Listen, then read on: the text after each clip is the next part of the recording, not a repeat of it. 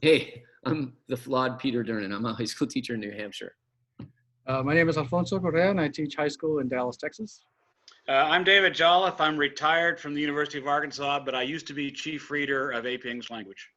And I'm Don Stoll. I teach college composition in New Jersey.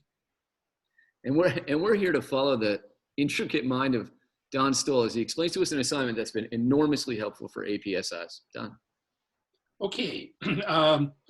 The issue with the synthesis question from my perspective is the students need to see what happens when they confront a topic that's not a bilateral topic. It's not a pro-con. It's a topic about which there's a lot of different points of view, and that sometimes the points of view are overlapping, and sometimes they're conflicting, and because that's the nature of research. That's how it works.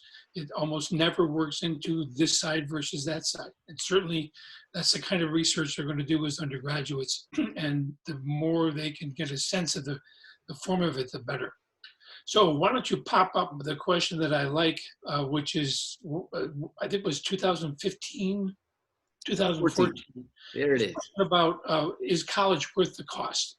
And if we can elect Joe Biden, then we actually don't have to worry about how much college costs anymore, because the government's going to pay for it. But maybe that won't work, or maybe Congress. Anyway, the big issue in this question really is that it's not a bilateral question. I mean, there's more to college than just getting a job, although that's certainly one of the things they talk about. There's a kind of quality of life issue.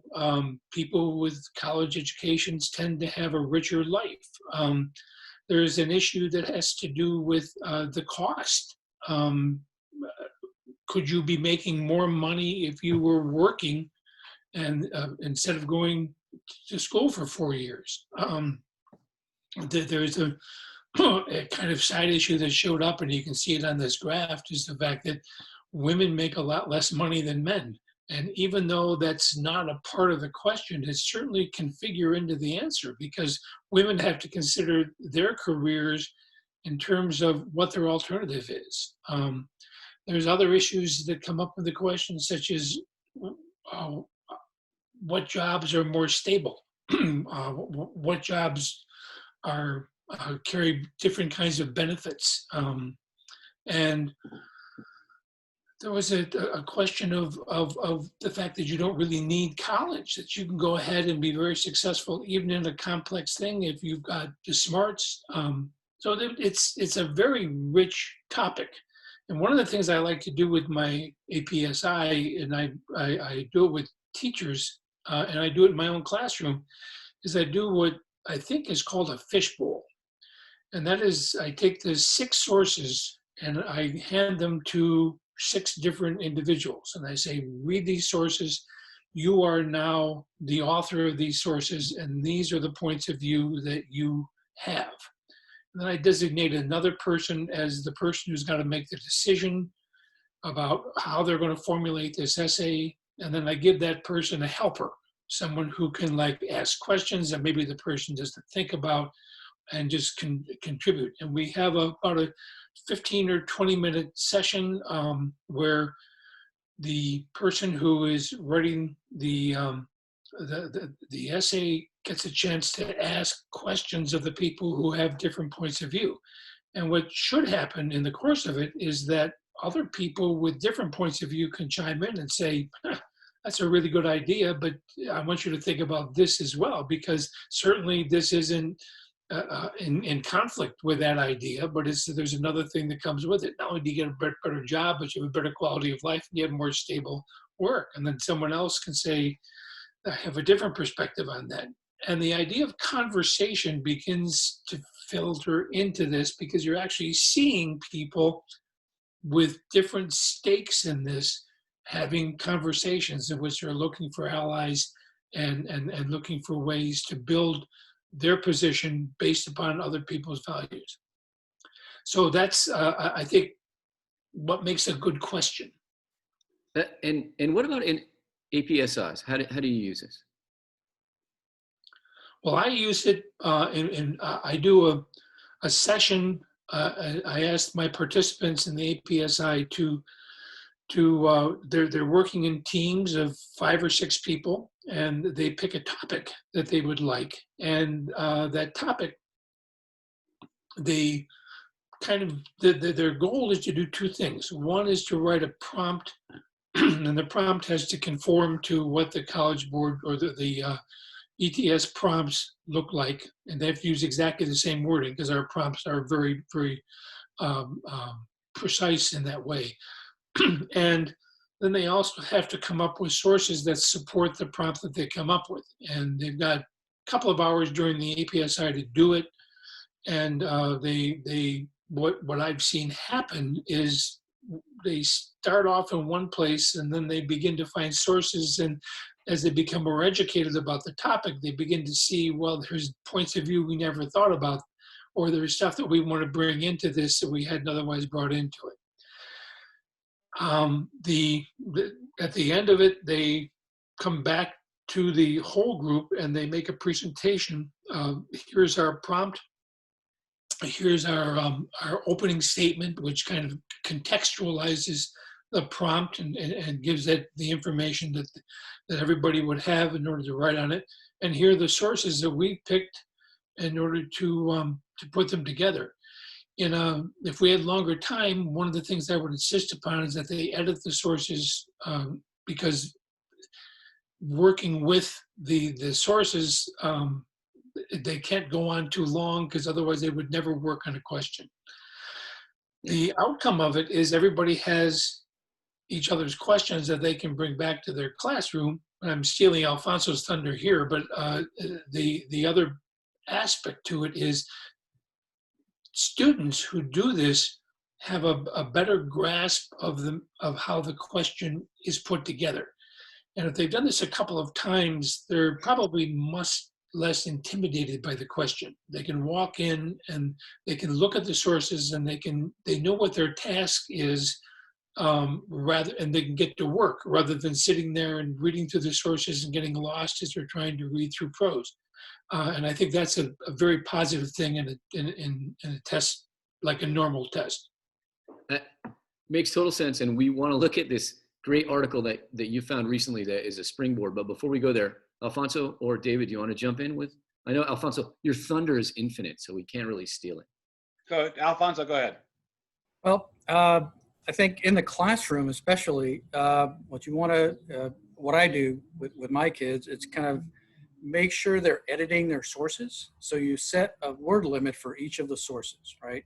You want to include the visuals because, now we have 2 separate types of visuals that are going to be included in the synthesis. So you want to use those. That way they can really start being able to read them and interpret them as they put them into their own task. The other thing that I do with this, and Don's right. I mean, you get a nice group of questions that you can use in your own classroom when you do it at APSIs. But in the classroom, I do this activity right before we launch into our own researched argument project. And this was an idea, of course, you steal ideas from everywhere. I stole it from the top, which is from David Jolliffe and Eva Arce's explanation of the researched argument way back before the synthesis question existed. And so this is kind of the starting point for them. And they get to kind of especially look at sources that they're potentially going to use in their paper and develop a really, really nuanced prompt. And for them, that eventually will turn into their thesis. And so they're able to do that in a complex way, in a multi perspective manner, that they can entertain all these different perspectives and understand that their question and their thesis has to be complex, nuanced enough to kind of house all of it. And that way they're already thinking and they're using all of the skills, right? They're using all of the skills that are necessary to address the synthesis prompt on the exam that is going to be kind of necessarily less interesting maybe right? We talked about eminent domain. Well, how exciting is that? Well, it's really complex. Maybe not exciting to 17-year-olds, but it is a complex issue, right? And for them to start thinking that way, to start looking for that complexity and that nuance, will immensely open up the doors for them to be able to address the question in a nuanced way. And that's really one of the benefits of doing this task before they launch into their own paper. Awesome. Should we have a look at Don's favorite article? Well, I just want to go back and comment on something that Alfonso said. As a college teacher, we do research. Kids in undergraduate studies do research papers all the time. And the biggest problem that kids have when they come up with doing a research paper is, what do I write about? What do I write about?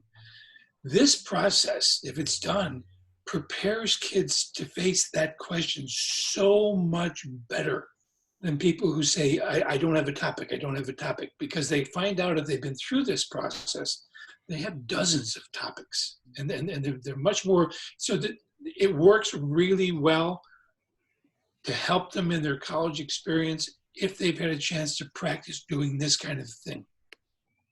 Awesome. Awesome. So what you'll see here, well, you take it, Don. Okay, so finding a topic. I ran across an article in my local Philadelphia Inquirer that's about an ethical issue that really was on the internet, that really it concerns the question of if there is limited resources to take care of you in a hospital, what happens when you have two people who want a ventilator and there's only one ventilator? That's an ethical question. And one of the people has flaunted social distancing and flaunted wearing a mask and flaunted doing the things that we're asked to do. And the other one has been very, very careful about doing this. Is there, should the person who is careful about following the rules get preference in that case? I mean, and if you read the article, which we can make available to you,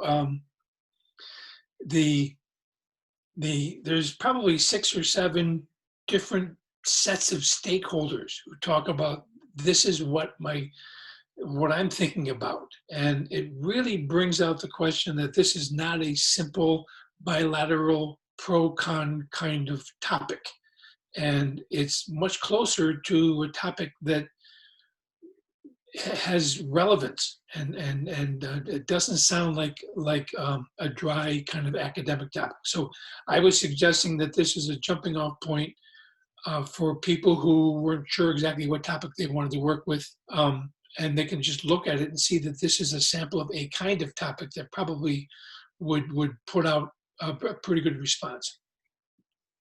Excellent. David? Well, I would simply add, I love the approaches that Don and Alfonso are presenting. And I'm really happy that Alfonso alluded to that piece I wrote. It was on AP Central as the lead up to 2007 when the census exam was introduced. There's some things I'd like to change in that article, but the one thing I really like in that article is the idea that not so much on the exam, but in classroom preparation for the census, if you can tell students as they think through the topic and begin to read the sources, to come up with at least 2 potential theses they could argue, maybe 3.